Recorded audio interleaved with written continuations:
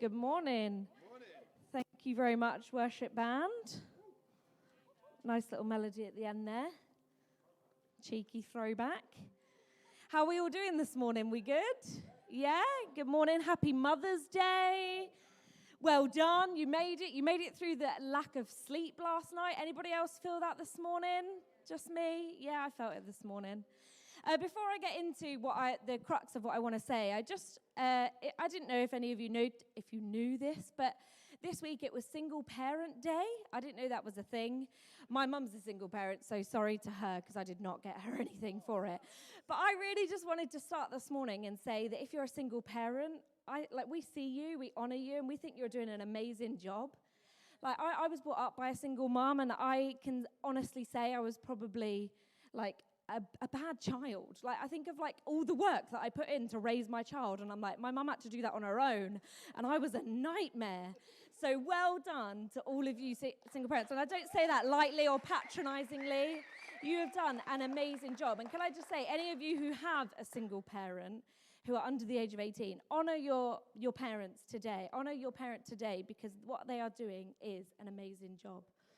I know that Mother's Day can create a lot of emotion. I had this feeling this week that a lot of us, or maybe some of us, are coming into today with a bit of dread.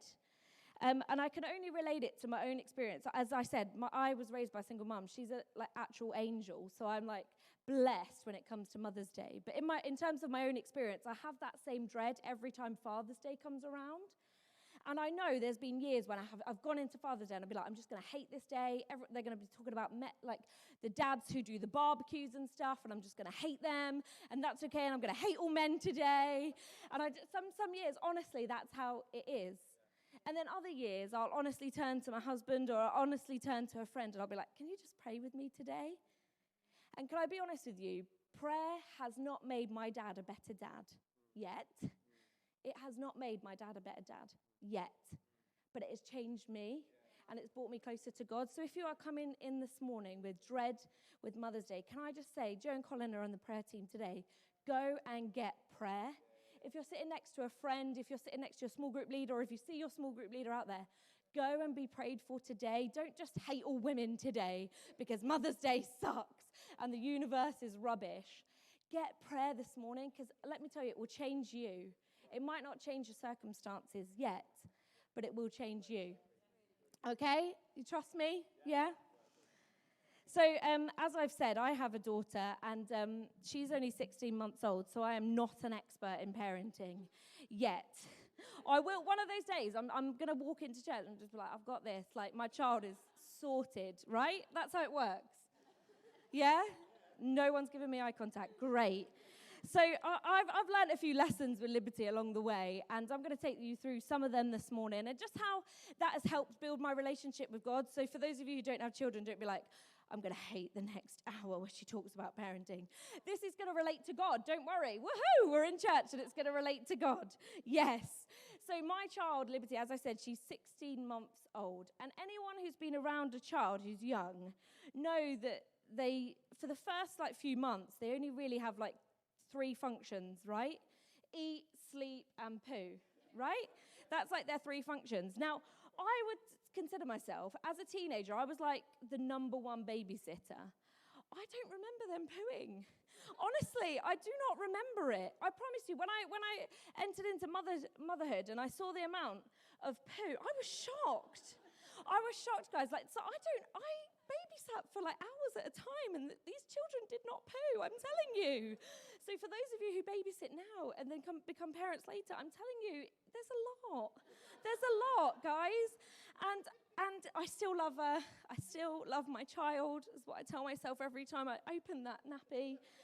And people don't talk about the explosions. I can honestly say, I've bought the pink stuff, that stain remover pink stuff. It does not work on white. When that child has done an experiment, it does not work. My child, like at one point, Jake, I remember, my husband has a really bad gag reflex. Do with that what you will, because it is hilarious when it comes to crisps and things. He just gags at them. It's quite funny. And I didn't quite realize this when it came to like nappy time, how gaggy Jake would be. Because I am definitely one of those people that's like, we are sharing the load here, the literal load. We are sharing the load here. I am not taking on all the nappies. I'm not doing all the night feeds. Like, we are sharing this, okay? And so one time, I don't want to go into too much detail because we are in church, but one time there was a lot of gagging. Jake was screaming for her to be taken into a bath. I was filming it. If anybody wants to see it, just come and see me. I thought it was hilarious. And then I promise you not 2 weeks later, it happened to me. And I hated my life, and Jake filmed me back. It was horrible. And that's all to say that if motherhood has taught me anything, is that children poo a lot. There's a lot of mess in their lives. And it got me to thinking that actually there's a lot of mess in our lives. Hopefully not quite as much poo as a 4-month-old or whatever, but you never know. You know, there's a lot of mess in our lives, and God loves us despite it. Like, I love Liberty with all my heart, even when she is an absolute mess, and I think, where on earth, there's not enough wipes in the world to cover this. I love her despite of it. How much more then does God love us despite our stuff? There's this great story in Mark 1, 40 to 45. It's going to come up on the screen. I've even got a little label in my Bible, so I'll read it from the Bible. And it's 1:40, so verse 40. And a leper came to him, imploring him, and kneeling, said to him, this is to Jesus, by the way, if you will, you can make me clean. Moved with pity, he stretched out his hand and touched him and said to him, I will, be clean. And immediately the leprosy left him, and he was made clean. Jesus sternly charged him and sent him away at once and said to him, see that you say nothing to anyone, but go, show yourself to the priest and offer for your cleansing what Moses commanded for a proof to them. But he went out and began talking freely about it and to spread the news so that Jesus could no longer openly enter a town, but was out in desolate places, and people were coming to him from every quarter. God loves us despite our stuff. I love this story because as we were just singing actually there, like Jesus touched a leper. A leper in those times was an outcast, like financially, socially, was an absolute outcast, like the outcast of the outcasts. Can't say outcast enough, was completely pushed to the side. And yet when he came to Jesus, and he made the effort, he came to Jesus, Jesus touches him and he's made clean. The leper doesn't make Jesus unclean. Jesus makes the leper clean. That tells me two things. One, Jesus is powerful, right? He is not made unclean by the leper. He is making the leper clean. And two, it says he's moved with pity. God cares about our stuff. God loves us despite our stuff. Because this morning, if you gain nothing, note this. God is the perfect parent, and he's yours. God is the perfect parent, and he was to that leper that day, and he is yours. So whether you're super clean or whether you're super unclean like my child, God loves you. The second point I want to say this morning is about God giving us family. And I think since having a child, you realize the more you do it, of how many more people you need to help you do it, right? How many babysitters. Like, I realized that my friends loved my child when they offered to change her nappy. Like, I'm like, oh, this child is loved, not just by people who should love her, but people who, like, don't have to love her. Because God gives us that family. Because I think when you see someone being loved, especially someone you love, so let's take Liberty, for example. When I see her being loved, that makes me happy. I'm like, yeah, this is how it's meant to be. She's meant to be loved by all these people. She's meant to be loved, not just by her parents. She's meant to be loved by everyone. And I think similarly, when God looks at us as family, because this is what this is supposed to be, when we love each other well, when we look after each other well, I think God's going, yes, that's how it's supposed to be. Absolutely. It's purposeful. Our family is purposeful. There's destiny in the way we speak to each other. There's purpose in the way we speak to each other. Do you know our words carry life? Like that's how it's described. Like our words carry life. And so when we love each other well, when we speak to each other well, when we love each other's children well, it brings life. There's purpose this morning. So if you're sat there this morning thinking, I have no purpose, let me tell you, I can give you a purpose this morning, and it is to love the person you're sat next to. Even if they smell, even if they're annoying, your purpose is to love them this morning. Some of you are making some weird faces. I don't know who you're sitting next to. I remember I was about 15, 16 years old, and I was really introduced to church at a young age, but not through my family, through a youth group. And we were shown this video, and I really wanted to show you the video because I'm like that supply teacher when it's in school. You're like, yes, she's here. We get to watch a video. But it's like 8 minutes, and Jake was like, yeah, prob's not. So I was like, okay, fine. And then I was going to screenshot pictures from it, but the quality is so bad that I was also like, prob's not. So I'm just going to retell it. So get excited. Strap in for a very exciting story. And if you're looking for it on YouTube, it's called The Battle at Kruger. I hope I'm saying that right. I really wanted to do it in a South African accent, like the battle at Kruger. No, that was Australian. We're going to keep away from the accent. So, the battle at Kruger, and this is about some animals. Yeah, just roll with it. And it's the story about this buffalo. That sounds right, doesn't it? Buffalo. There's a buffalo, and one of the buffalo, the young buffalo, I got confused then. I was like, am I talking about elk? I don't know. No, it's buffalo, the big things. One of the young buffalo gets separated from the herd. Do we call it a herd? A herd. A group of the buffalo. There's loads of them. There's like 100. That's a total guess. It could be 1,000, could be 100. But there's a lot of buffalo. And one of the buffalo gets separated from the herd. And these people that are just like on their holidays are filming it. And they're like, whoa! I wouldn't get that excited, but they were really excited. And then these lions come in and they grab this young buffalo. And you are like, they're filming nature. It's like David Attenborough. This is incredible. We're going to watch a buffalo be killed. Not sorry if you're vegetarian in the room. And then the lions grab it, and you're like, oh, the poor little buffalo's dead. All the other buffalo don't care. They've gone. And anyway, then the lions drag it down to like this riverbank.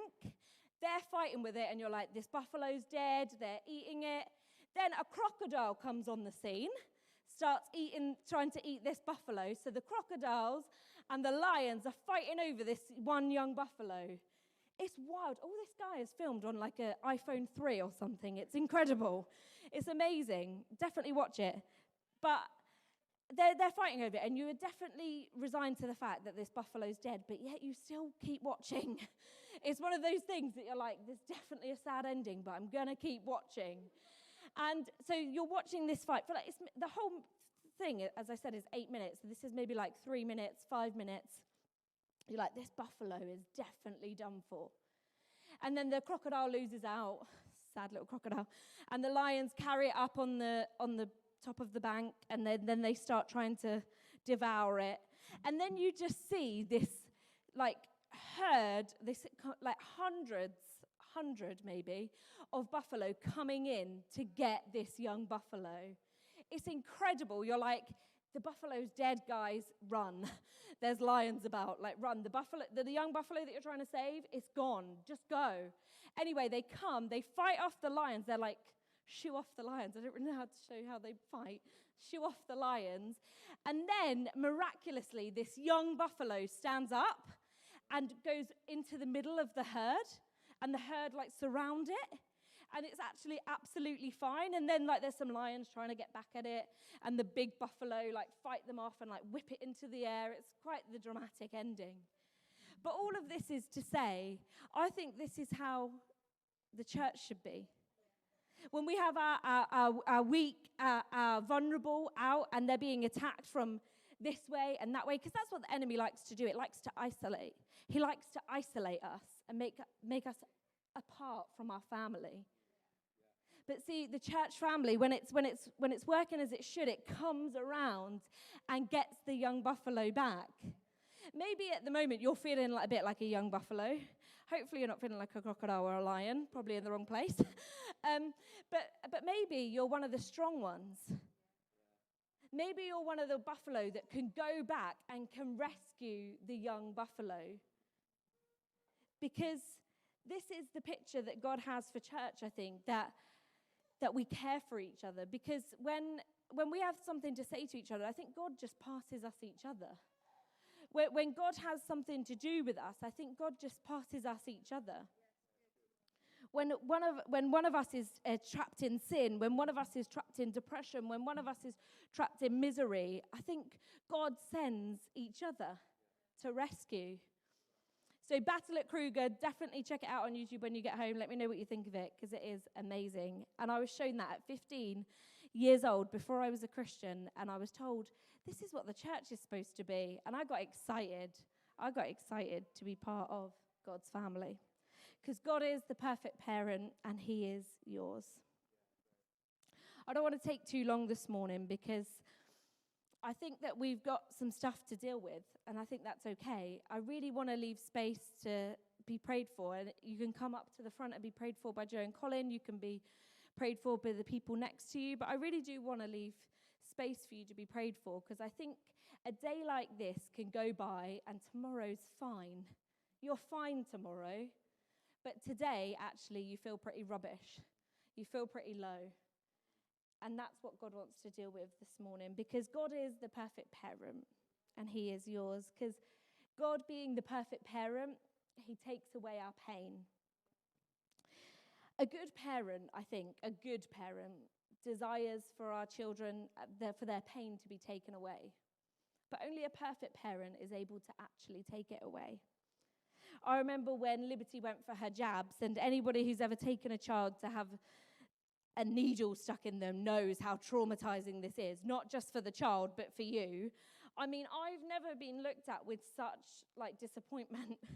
And I've disappointed my mum a lot. But this child looked at me when it was 4. It's one in each arm and then one in each leg. And the nurse, I'm sorry if you are a nurse that does this, you're way too chappy about it.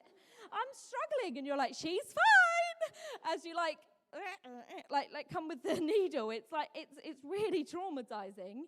And then what happens, just for those of you who don't know, and for those of you who might have to find out one day, they sort of get you to take their clothes off, and so they're vulnerably naked in their nappy, which is just super vulnerable. And then they get used to the room temperature, so then they're like, I'm fine.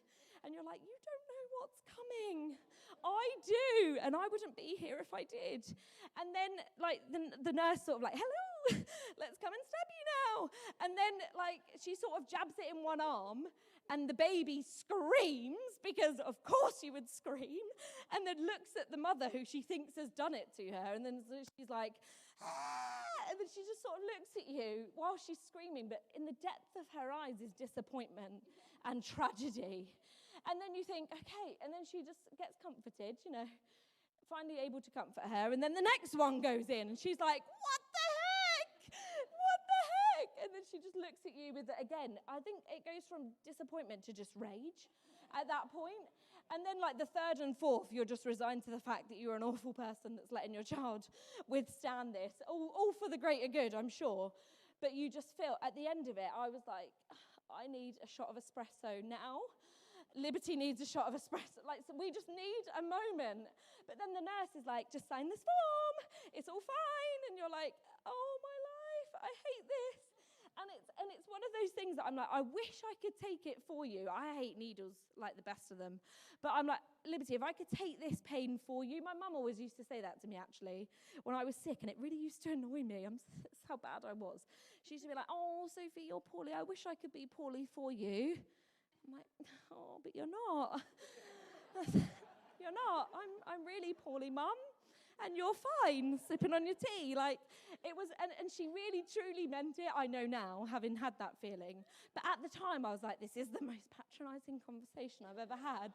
Oh, let me take it. I wish I could take it for you. But now knowing, I'm like, yeah, I wish I could. I really wish I could. Most of the time. There's some things, there's a line.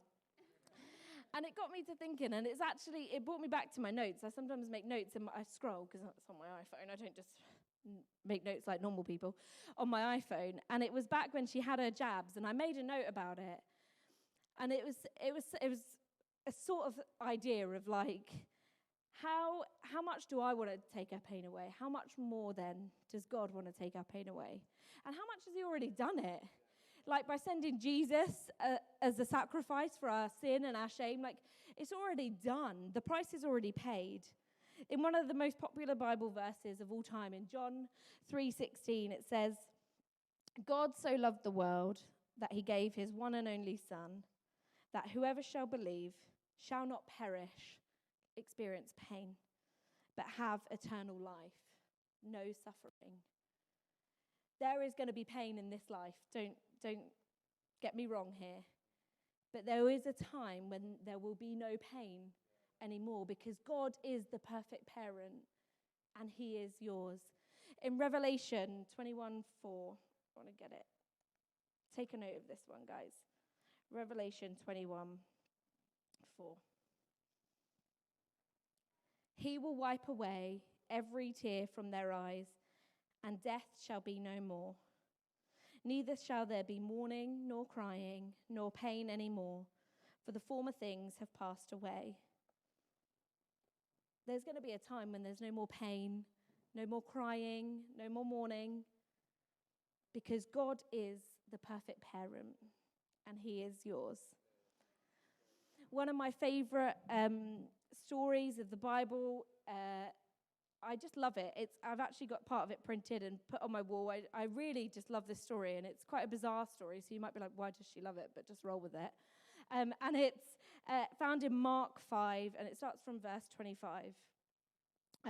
The verses will come up on the screen, and I'll read it. I was going to summarize, but let's just read it. It's good to read the word. So from verse 25, and there was a woman who had a discharge of blood for 12 years, and who had suffered much under many physicians, and had spent all that she had had, and was no better, but rather she grew worse.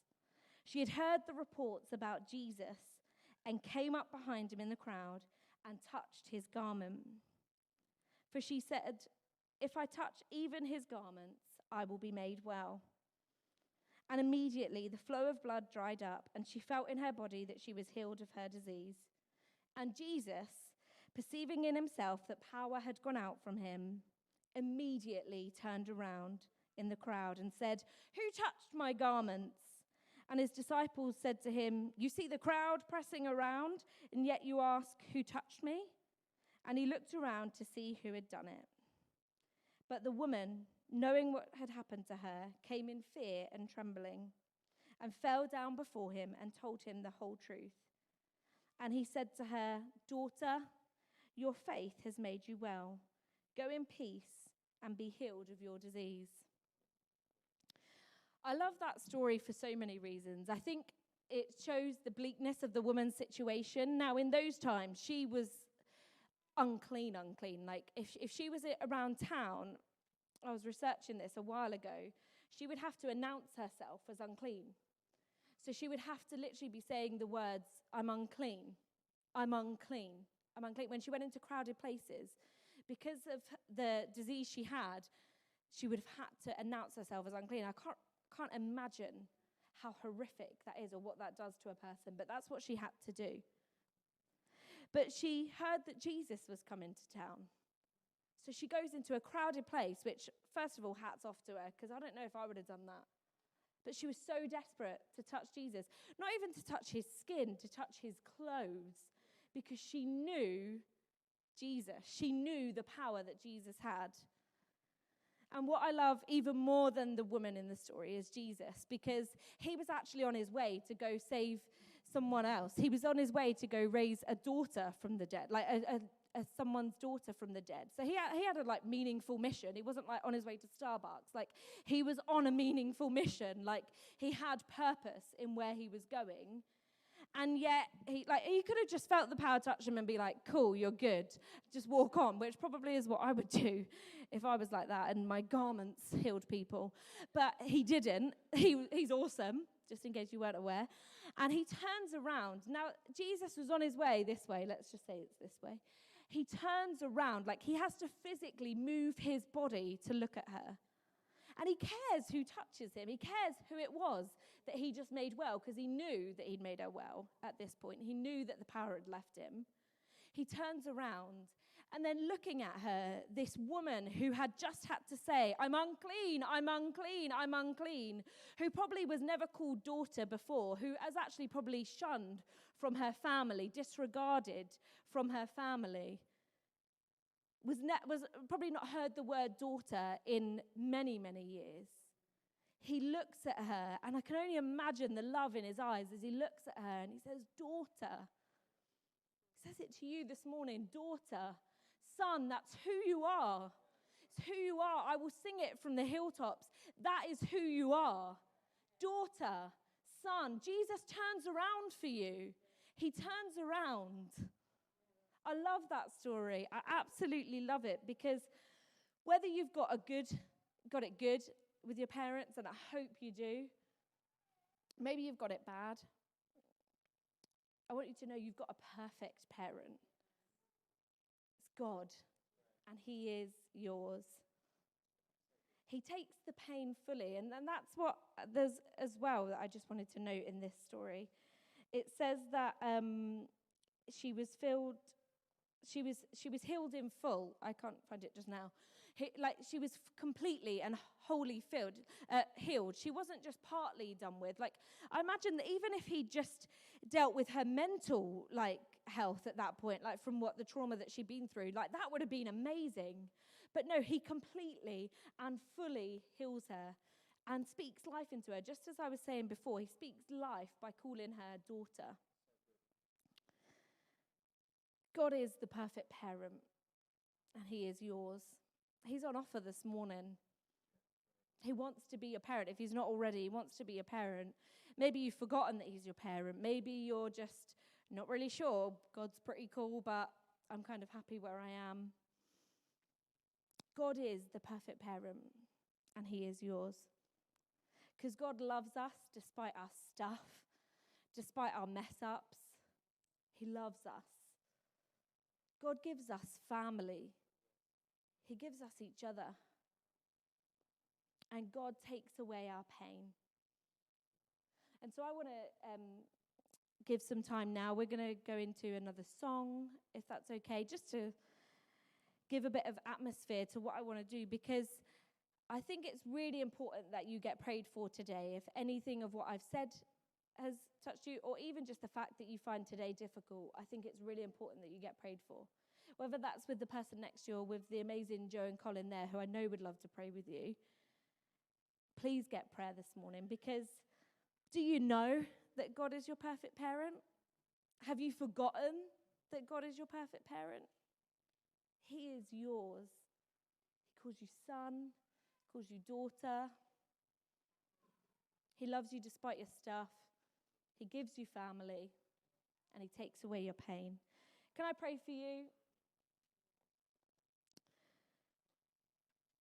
God, I thank you so much for that truth. God, I thank you that you do love us, that you are the perfect parent, that God, despite our flaws, despite our mistakes, despite what we've done or what we will do, and God, we know that this morning we don't just leave here perfect, that actually, God, there's not things you want to change about us. We know that you want to change us to be more like your son, Jesus. And so, God, I pray that this morning as we listen to your Holy Spirit, God, I pray that you use us. Pray for the people this morning that are in pain. Pray for the people this morning that find today difficult. I pray you minister to them powerfully. I pray they'll know that you are looking at them right now. You see them as daughter, as son.